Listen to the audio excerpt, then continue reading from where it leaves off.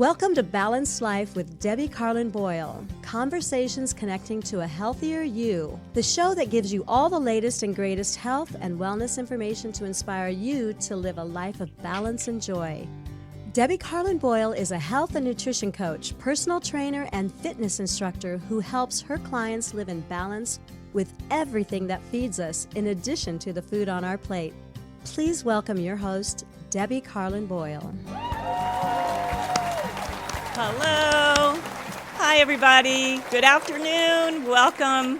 Welcome to my show. This is Balanced Life with me, your host, Debbie Carlin Boyle. I'm conversations that connect to a healthier you. And I've got a conversation today that's inspiring and motivating and informative, and I can't wait for you to hear and for me to get to my guest today. But I want to remind you that I'm an interactive show, so if you want to become involved in today's conversation, just give us a call. I'm at 323-524-2599. That's 323-524-2599. You can call, or you can go to my Facebook page, which is Balanced Life by Debbie, and you can look for the show, which is streaming there live right now, and you can make a comment, ask a question, and we look at those, myself and my guest, after the show, and we keep the conversation going. So we want you to keep that conversation alive with us if you have anything you want to talk about. Or you can go to my YouTube channel where this show will live live by the end of the week, and comments get made sometimes a year later. But go ahead and feel like you can interact with us, because that's what I'm all about. Also, I just want to let you know that if you go to my website, balancelifebydebbie.com, there are all kinds of opt-in things that you can do there to work with me.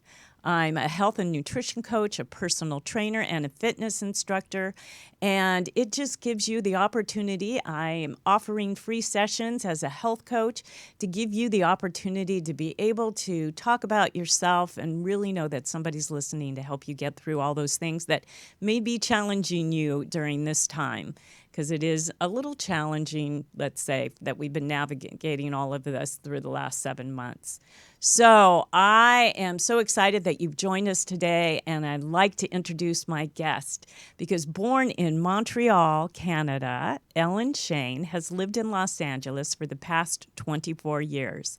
Following the tragic murder of Emily Rose, her youngest daughter, who was killed in April 2010, Ellen and her family created the Ellen Shane Foundation. Initially a website to post acts of kindness, Ellen created the C, or Successful Education Achievement Program, to provide intensive and individualized academic tutoring and mentorship to disadvantaged students in the mainstream middle school classroom who risk academic failure. The C program helps Emily's memory stay alive in a very meaningful way by helping others with something Emily herself faced during her life. She struggled in school due to dyslexia and diagnosed processing issues. The C program has served over 700 children to date across Los Angeles and Ventura counties. But it's a replaceable model and can be implemented in just about any other community. In addition to the C program, which Ellen serves as executive director, she has a private brief support practice and recently launched a children's book entitled Emily's Gift, The True Story of Sherlock and Jackson. Ellen has merited several awards, including a Lifetime Achievement Award for Community Service from President Obama in 2015, the KNX 1070 Honda Hero of the Week in 2018, and the Malibu Times Citizen of the Year Award, which is the Dolphin Award, in 2013. So it is beyond my pleasure to welcome my close friend and one of the most remarkable people I know, Ellen Shane, to the show. Hi, Ellen. Hi. Welcome via Zoom. You're here on Zoom. Hi. How are you today? I'm really good. Good. How are you? Good. I'm good. Thank you for joining us. I know, and I don't blame you. A lot of my guests have done this recently, chosen Zoom because we're still in the middle of a pandemic, one of which we have no idea where it's going or what the outcome is going to be. So why risk it? Be safe, and I respect you for that. So I'm so glad we have this technology. So Thank you. The other factor, to be honest, was the distance in my work schedule, because it would take, I don't know now if traffic's lighter, but probably be almost 2 hours, and then the hour, and on the time saved by doing it this way for me, especially now with how busy I am, is actually helpful. yeah, well, good. And this is just as, potent. It gives us the same. It doesn't matter. This is fine. I'm so glad. And I get to see you later, too, because on Zoom. But Ellen and I have been, full disclosure, Ellen and I have known each other a very long time. And we've been in a book club. I don't know. We're well over 20 years, aren't we? Yeah. Yes. Yeah. So, and we've just read a really good book, so I'm excited to be able to talk about that. But Ellen's here today because I want to highlight her. She has a new book that's come out recently, and there are so many things that you're about and that you're doing in Emily's memory.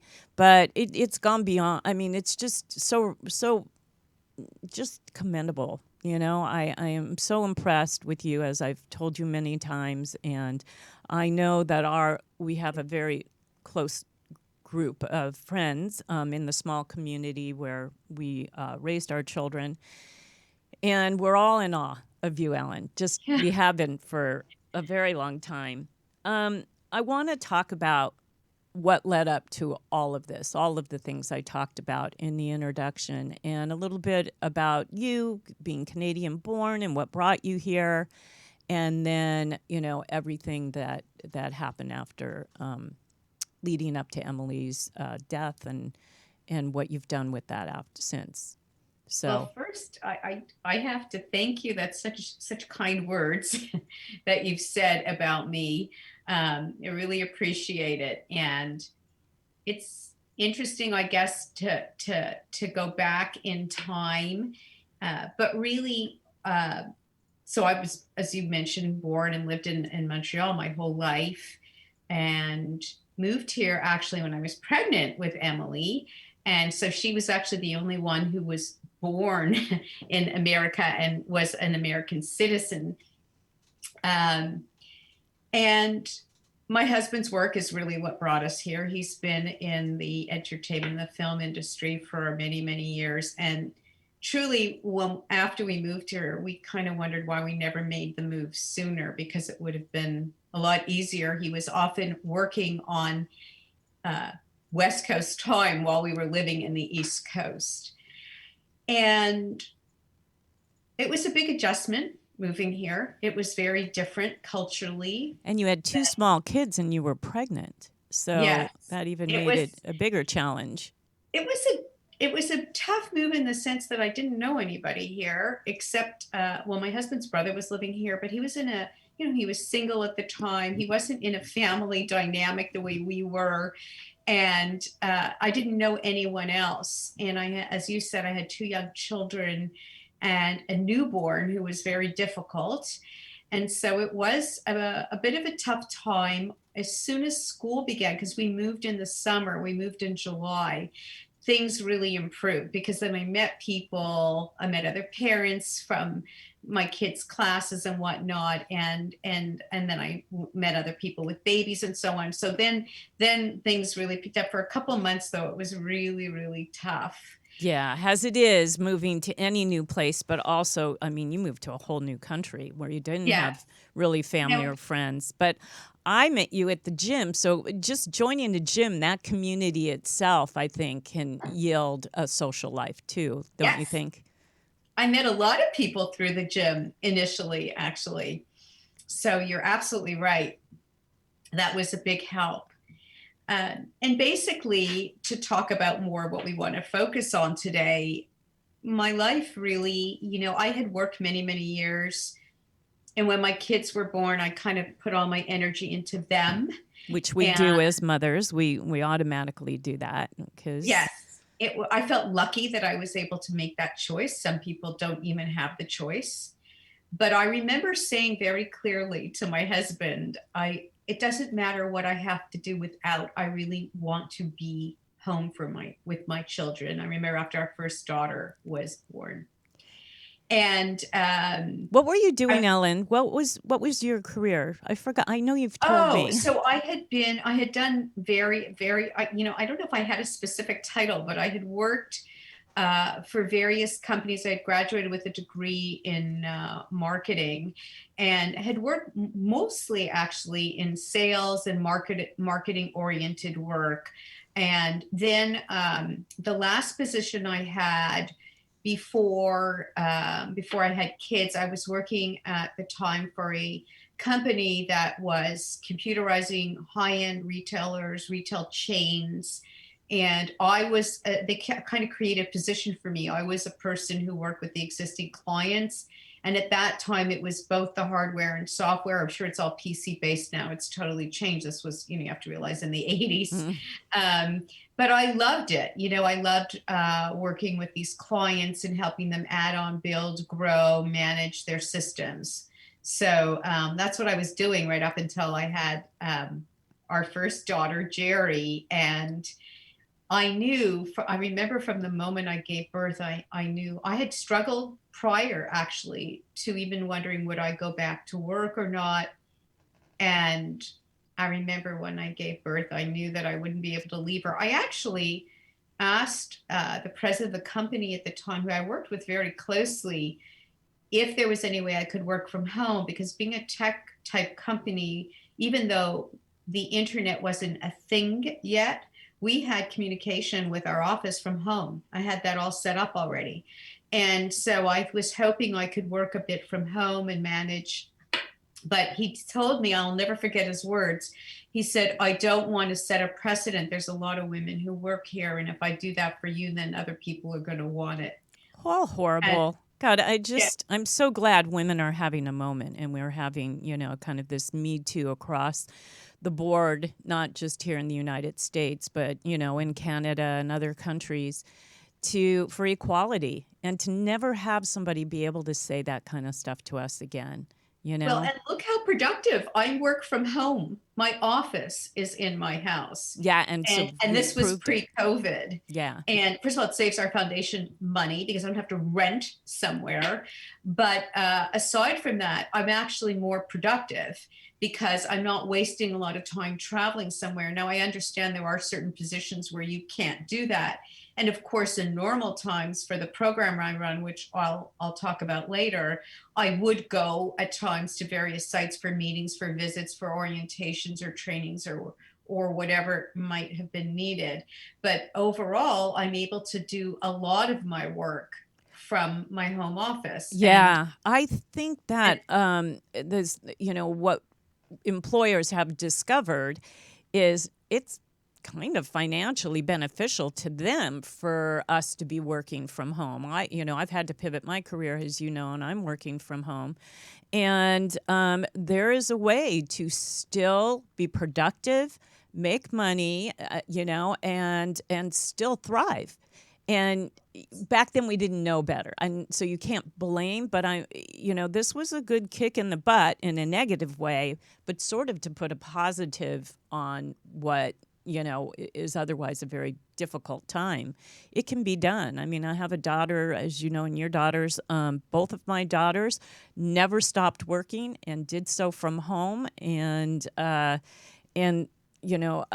youngest daughter isn't going back to work until at very earliest after the first of the year to the office, because they're so productive not being in it. It's Right. Amazing what we can do.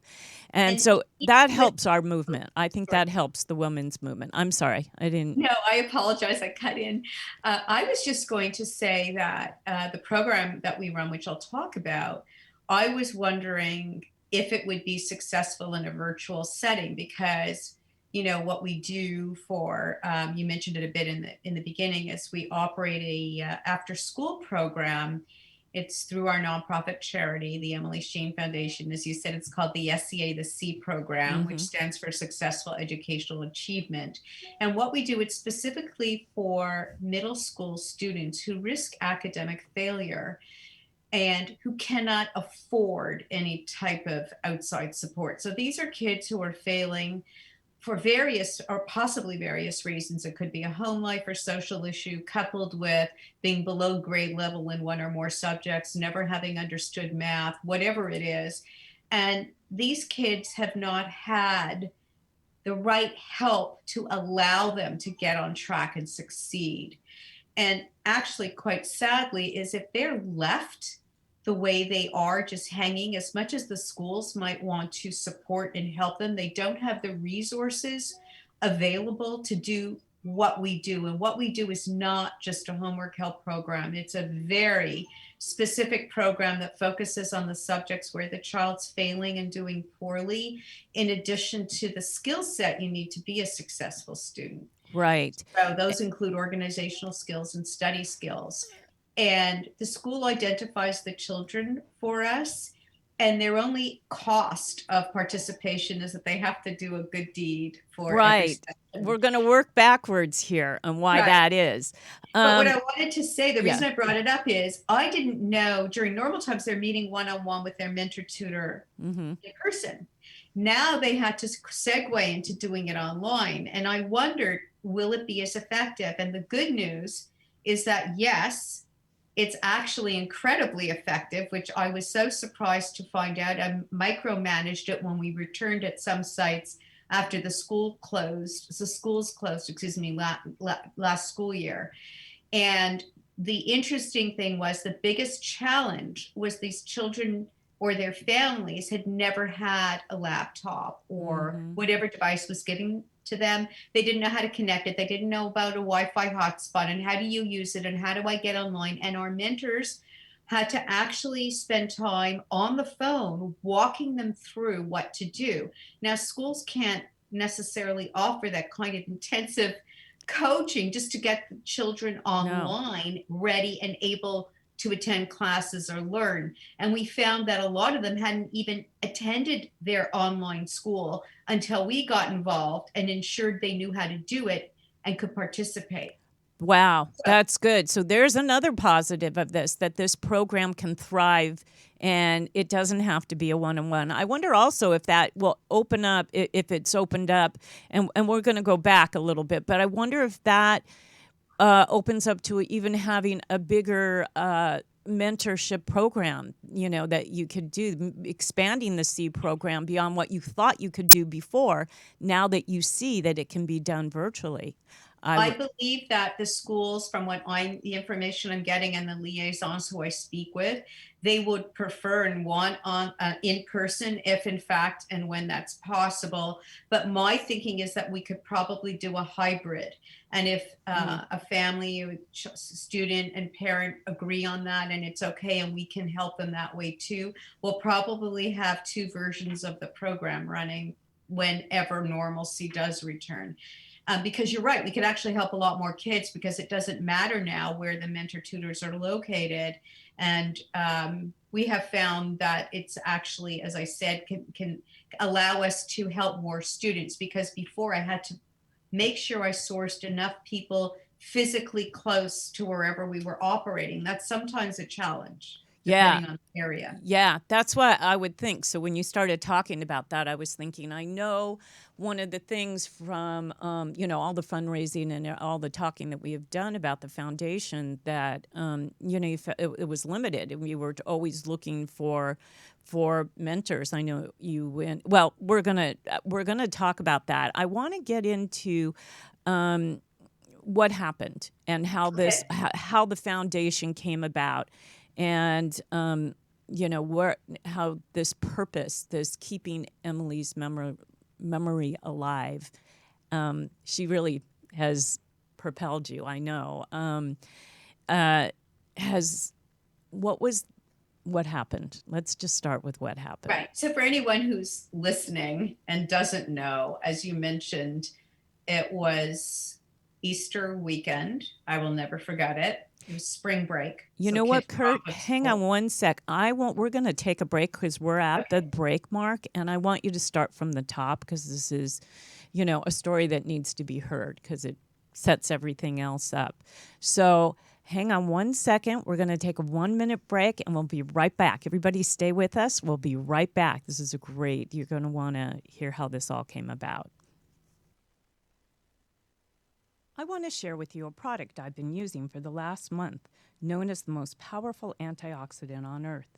It's called My Vital C.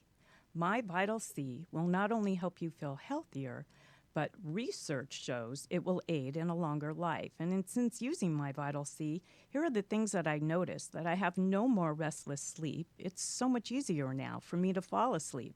And as you know, sleep is a great immune system booster. I'm also supporting my immune system with antiviral and antibacterial properties, and not to mention the high levels of antioxidants I'm receiving.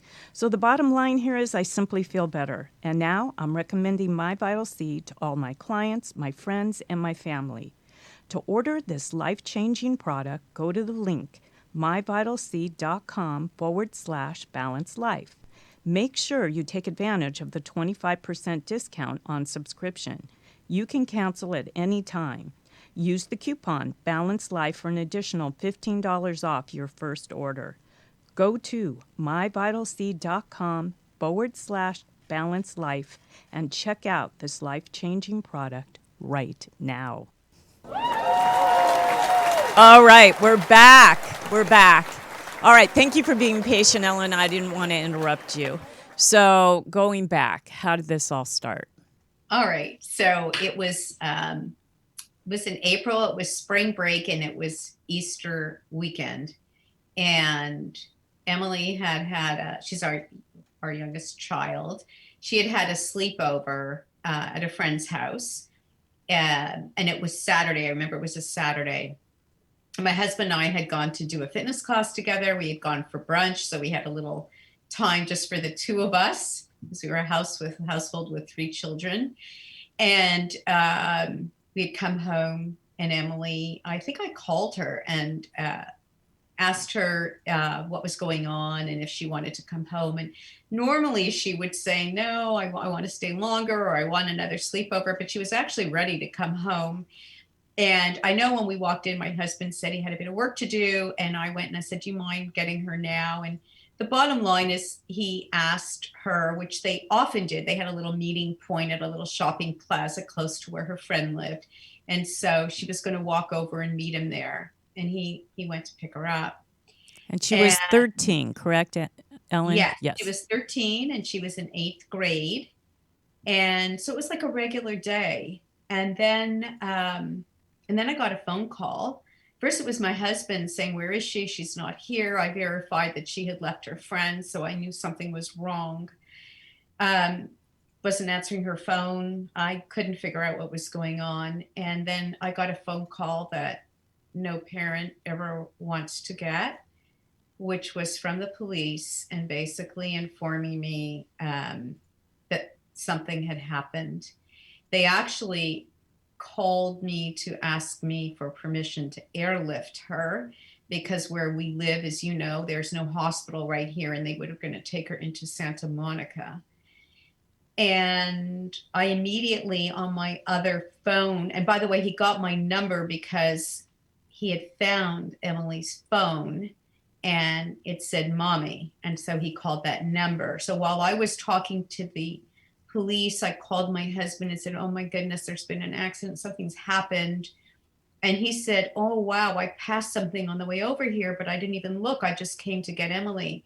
And the bottom line is this driver who was driving, there had been over, I think it was, forget the number now, but at least six or seven 911 calls on him. He had driven for over 17 miles like a maniac and prompting all these 911 calls. He basically aimed his car at her at over 70 miles an hour while she was walking to the crosswalk to cross the street and go to meet her dad, my husband, and hit her directly and threw her 30 feet in the air. She landed, and people saw it because it was a busy time. It was like 5-ish, just after 5 on a Saturday on an Easter weekend in Malibu. And there were lots of witnesses. And he was suicidal, right? Did you they yes. claim that he was. He had written a suicide note Right. before he got in his car. He had written a suicide note. I don't know that he was really going to kill himself. I think he was like an angry child who says, I'm going to leave home kind of thing, where he was so angry because we found out through court proceedings that he had lost his job. He had picked up his last paycheck that morning. He was furious and came home and emptied his bank accounts.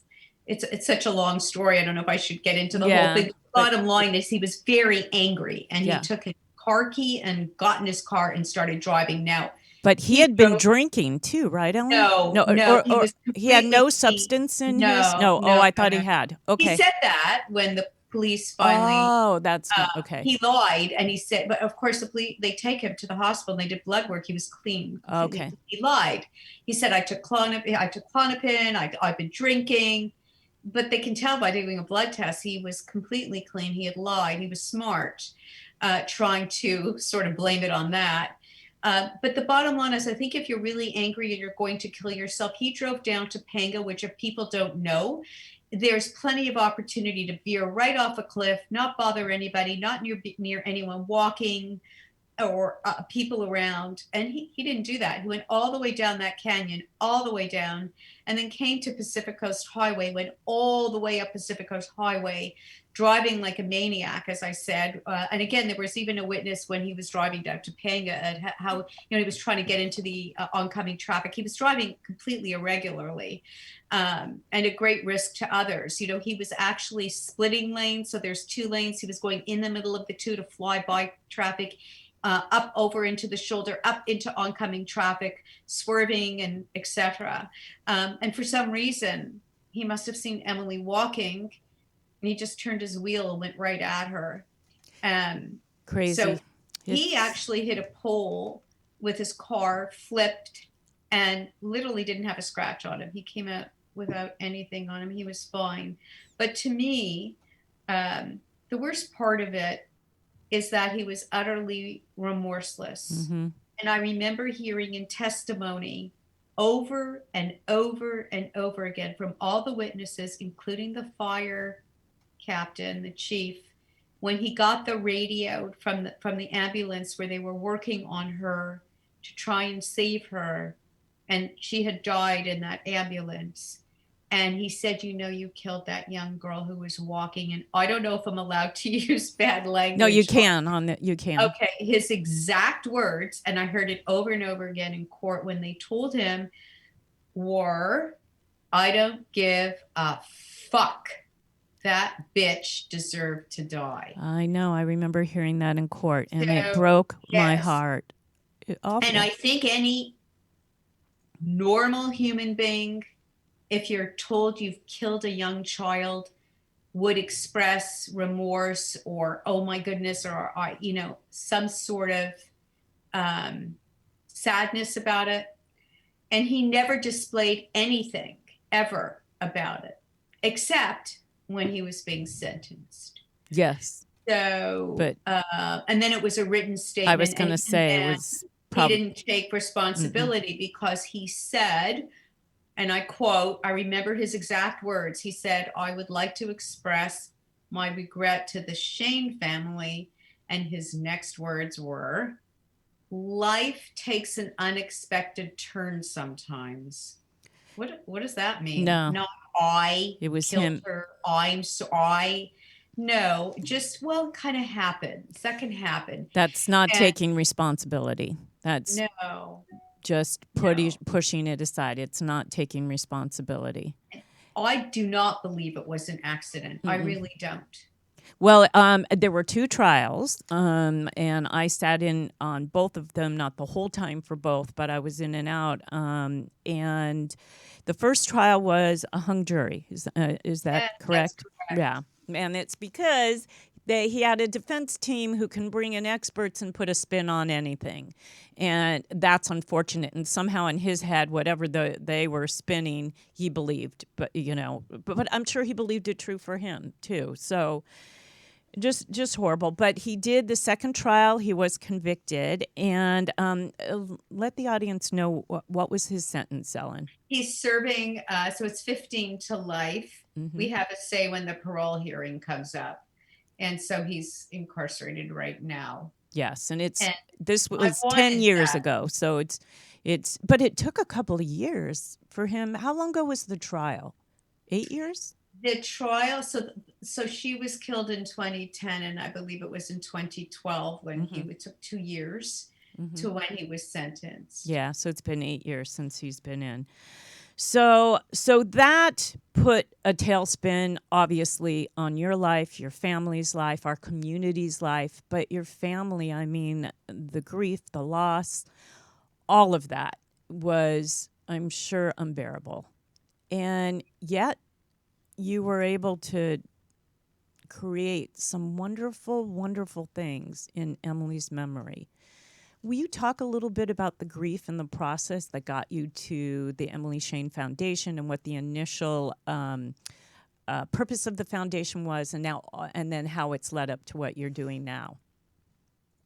Well, first of all, it's so strange how life works. You realize how precious life is because here's a regular Saturday, regular day, and in one moment, your whole life changes forever. And Mm-hmm. that's life. That's what can happen. And anyone listening who's lost someone, no matter how, and you understand that, especially someone you love or care for, particularly a child, it's almost surreal. And I actually believe the brain protects you because if you felt the full impact of the loss initially, I think it would almost be too much to bear. Mm-hmm. And so of course you're reacting and you can't believe it. And there's a part of you, at least for me, that still on one level knew she was dead, on another would expect to hear her footsteps running down the stairs coming back into the house. It was a very odd thing because it takes a while for the reality of it to really sink in and to really know it. And it's hard to process, well, you're never going to see that person again, you're never going to talk to them again, you're never going to be with them as they were in their physical body ever again. That's tough. Mm-hmm. That's tough on any loss of any kind for anybody. That's number one. I think for me as well, I'm very much a type of person who, if something's wrong or if something happens, I want to fix it. I want to find a solution and I want to make it right. But here there was nothing I could do. I can't bring my daughter back to life. So that's when I realized I had to do the next best thing, which was to do something to keep her memory alive and something that would have been significant to her and something that would help other people. Those three things were very, very important to me. And so that's how I came up with the C program because Emily loved to dance. And at first I thought I might do something dance related, but there were already a lot of programs kind of like that existed and things for underprivileged children and scholarships and whatnot. So I then thought about her academic struggles. And Emily was one of those kids who just learned differently. Mm-hmm. And she had what they called processing issues, and she fell right in that gray area. She did not need special education. She didn't qualify for an IEP or anything like that. If you met her, you'd never know she had an issue when you were talking to her. She was smart. She related well to people. There was nothing like that. But she had something that affected her ability.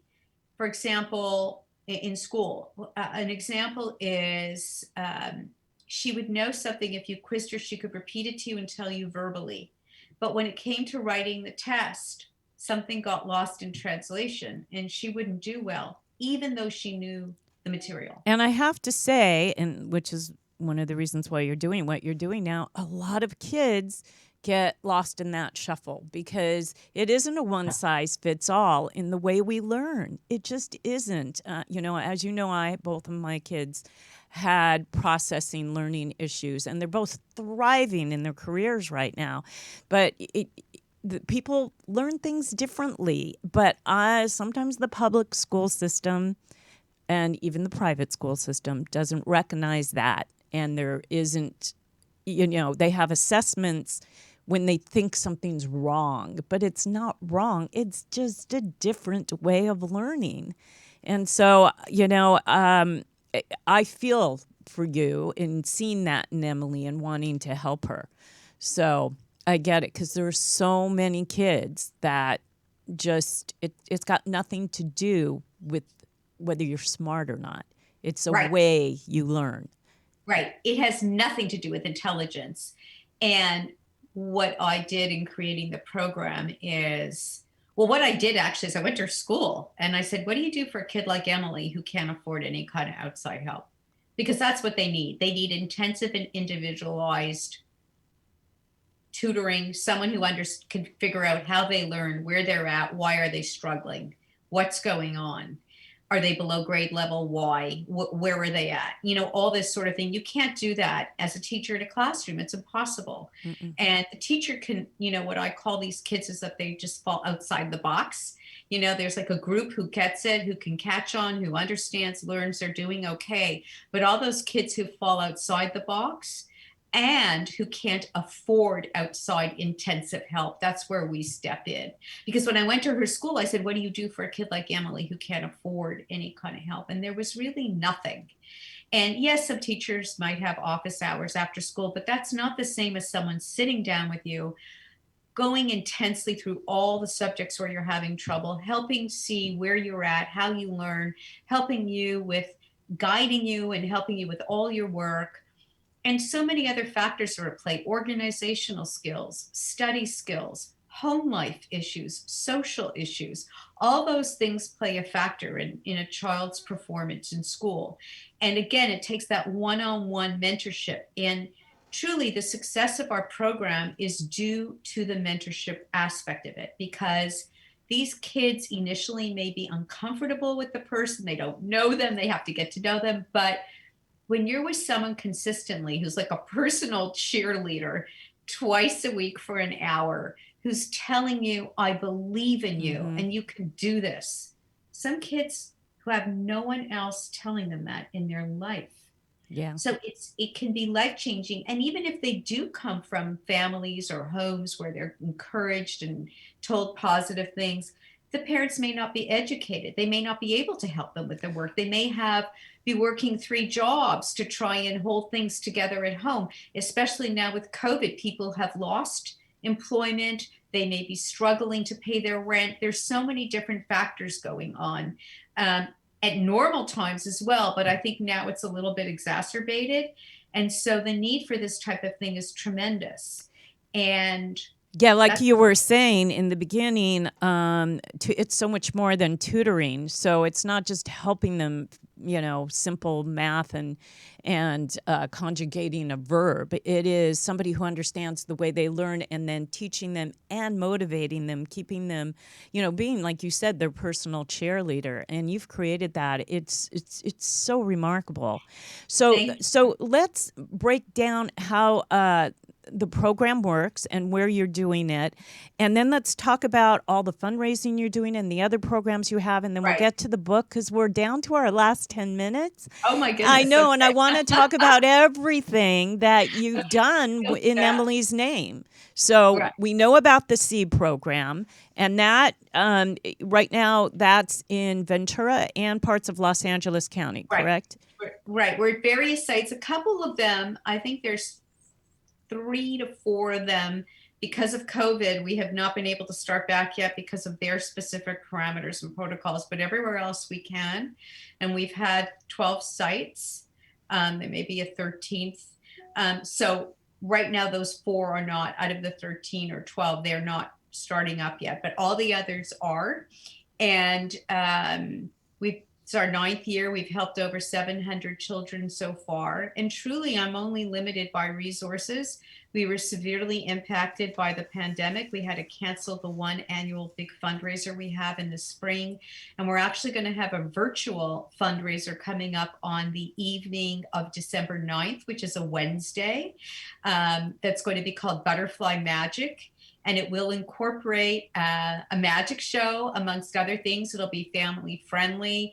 And there's some musical entertainment. We have 2 celebrities lined up who are participating. So I'm very, very excited about it. Talk, because we're people can see us and hear us, but a lot of people just listen. So where can people access all the information about that fundraiser? Right now, it's not on my website yet, Oh, but it's it not. should be sometime next week. No. But So say that's your website anyway for Emily.org. everybody. Right. It's if they just Google Emily Shane Foundation or Emily Shane, all one word, .org, they will see our website. And there's actually a way you can also communicate with us through that website. And it explains the C program as well. And I'm actually working later today on the press release so we can get everything out, create the links to participate. And I can share those with you once we have them, Debbie. That would be great. That would be fantastic. I appreciate that, that people can reach you and find out more that they can do. What are the other? You do the release of the butterflies every year. That's that we had part of this event. Yeah. So last year we changed it to just being a butterfly release to being a magic show. So that's why we called it Butterfly Magic. Mm-hmm. And as part of it, we did still do a smaller butterfly release. We get painted ladies that we had to make sure they were ecologically happy in the environment. There was a lot of strict protocols in using them. Yeah. And still what was concerning to some people when we did a large number of butterflies is that they were worried that some would not fly away and they didn't want butterflies to die or get crushed. So we decided to limit the number of butterflies and pare down the release and instead focus more on entertainment and the magic. So we kind of do a combination of both. And why butterflies, Ellen? Well, butterflies are very special to me. We found out that at one time in Emily's life, which we didn't know, her nickname had been Butterfly with a friend when she was young. And I love what butterflies represent because they represent transformation, and that can be looked at in many ways. And for me, for the C program in particular, it's a way of showing how you can take whatever you're at in school for these children, and they can transform themselves and become very successful and capable students with our help. So butterflies to me are very, very meaningful. Yeah, I love that. It becomes a very strong image to go with what you're about. And purple, you wear purple. The logos are purple. Everything's purple because? That was Emily's favorite color. Yes, exactly. I see you have it on now. So your book, Emily's Gift. I want to talk about the book. Yeah, yes. I have actually to show it's. We have it in Spanish, as well as in English. Lovely. And I think I gave you the links for where people can purchase it. Yes, but say it out loud because, again, some people are just listening and not watching. Okay, it's bit.ly / and then Emily's Gift, no apostrophe, all one word. There you go. And that's where you can. And you can also go to KP Publishing under children's books. If they forget the link, just go to KP, the letter K, the letter P Publishing, and look under children's books, and you'll see Emily's Gift there with the picture of the two little dogs.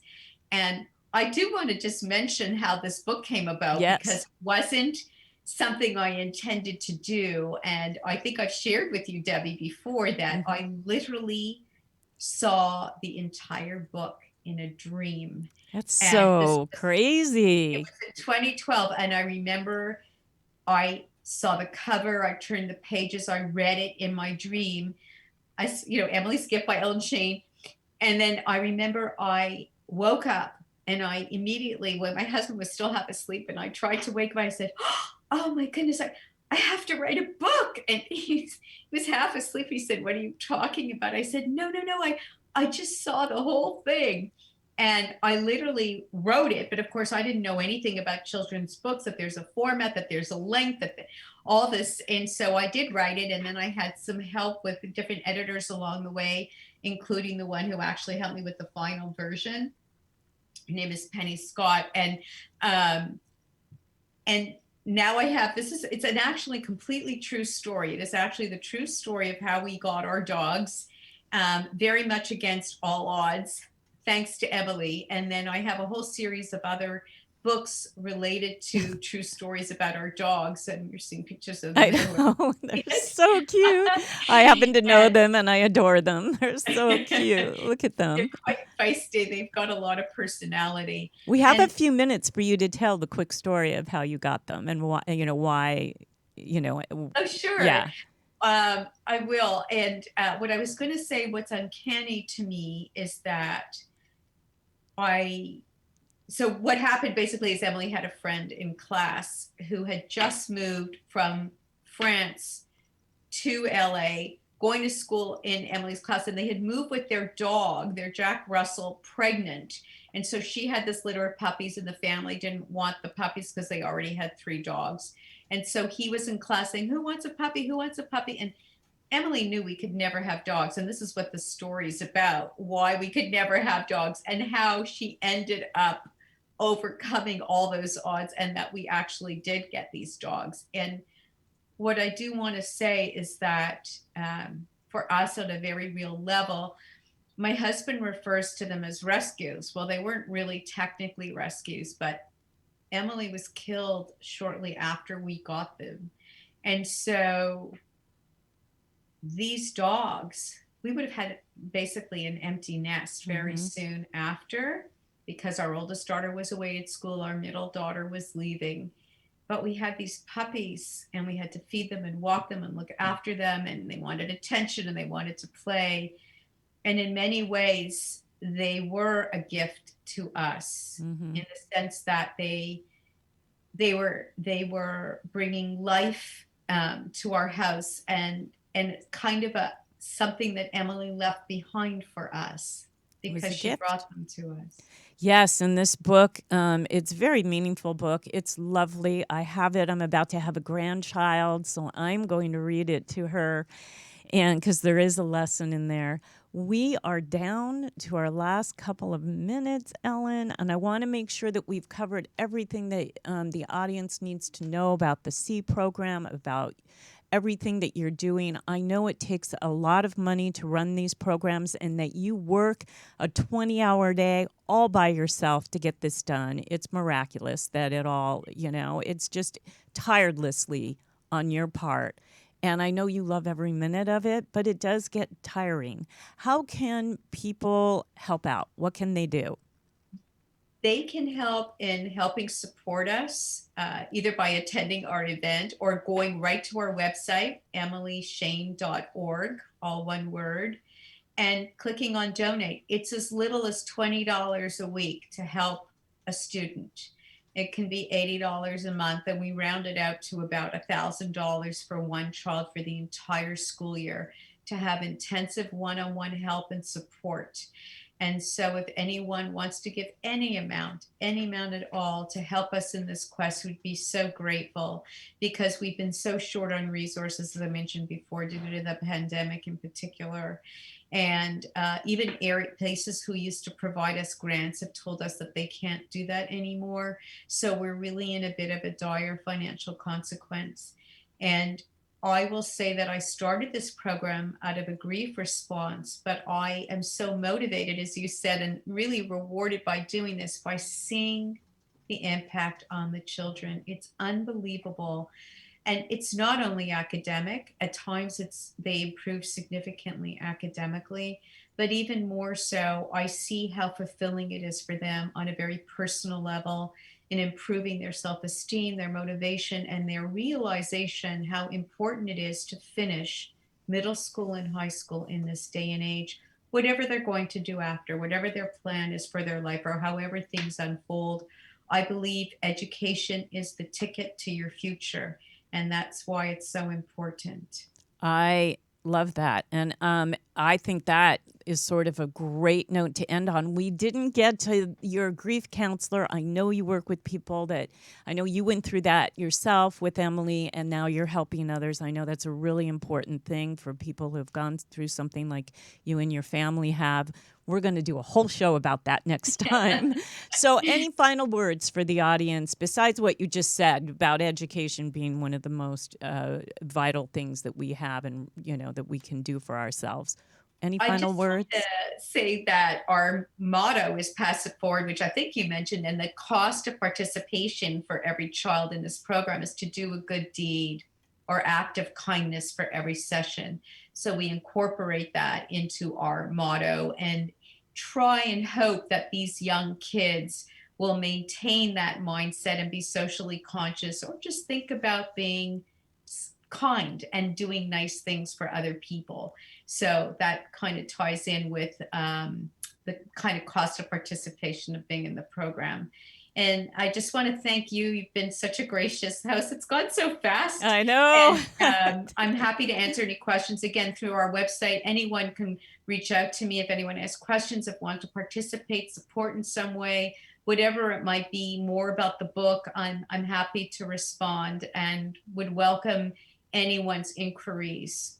That's great. Ellen, I have to thank you so much for taking the time to share with us what this tragedy has brought about in your life and what you're doing for others, because you're creating good human beings by making them pass it forward too and getting rid of the frustration that they're having with their learning challenges. You're creating good human beings, which makes the world a better place. So it's a full circle.